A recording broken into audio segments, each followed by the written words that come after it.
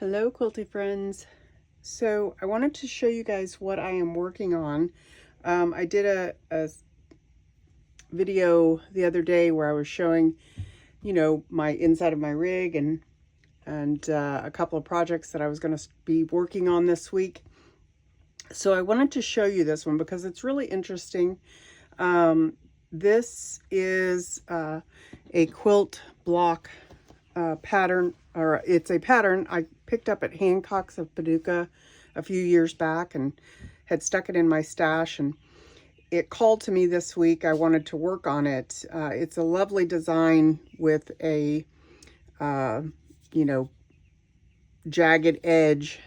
I believe that this block itself is in a lot of patterns called Delectable Mountain.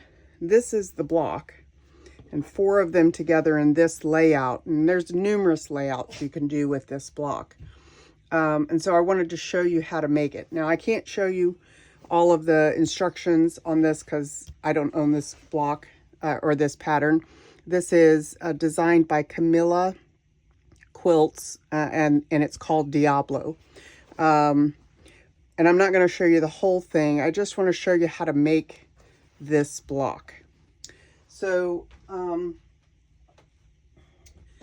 you start out with 2 squares, right sides together, draw a line, and you sew a 1/4 inch each side of the line.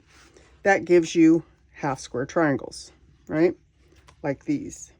And then you're going to square them up. And to square them up, you lay them on your table. And this is using Creative Grids. This is a Creative Grids square. And it has this nice line down the middle. Most square rulers have this. So if you don't have Creative Grids, I am not a proponent of buying every template square that's out there or template ruler. But anyway, so you line it up and you square it off using this center line down your seam, okay, to give you a nice even square. And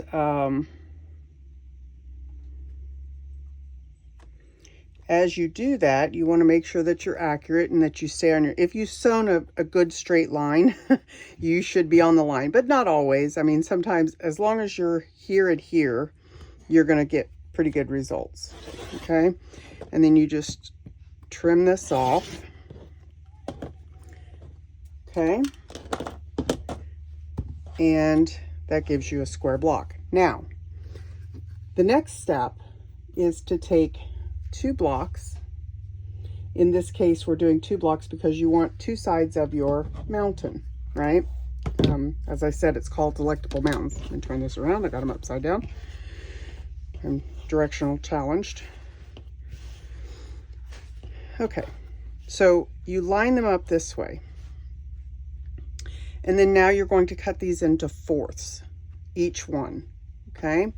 And so you do your math and you get your calculation for what your 4ths is. Now, the next ruler I'm using, this is a Missouri Star Quilt Company ruler. I like it because it's 2.5 inches, and I like working with small rulers, okay? And so in this particular case, I'm going 2 1/4 inches. And then I'm going to trim this.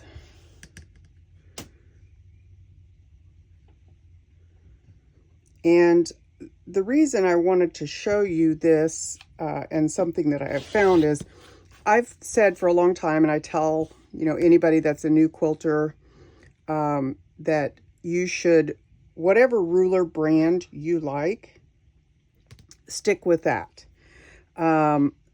And if you have multiple rulers like I do from different companies, then I say stick with the same one for your project throughout the project. Don't change rulers in the middle of the project, or you'll get slight variations in your measurements. Now, here's what I wanted to point out. I measured this. This block was 9 inches, and 9 divided by 4 is 2 1/4. So I'm doing a 2 1/4 inch. And because I started out with one brand ruler and then I went to a different brand ruler, there's a slight variation.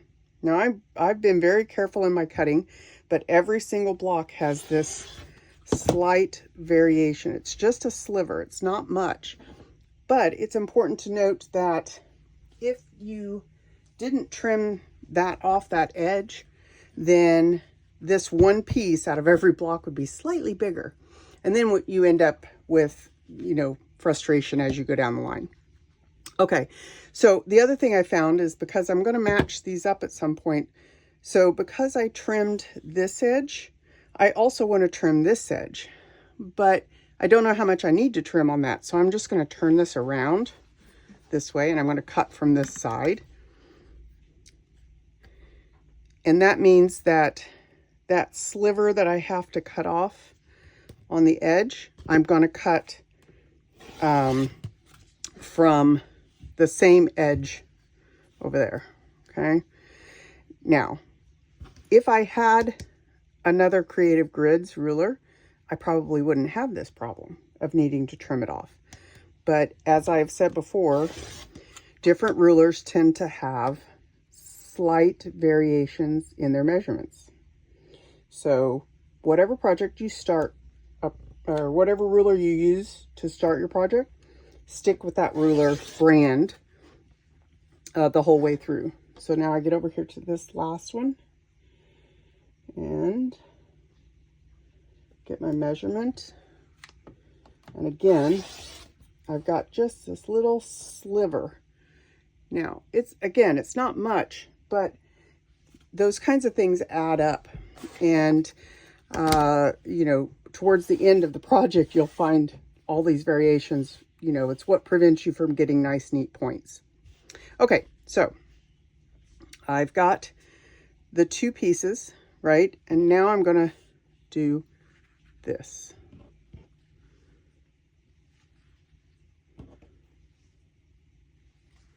You just switch them from each side, okay?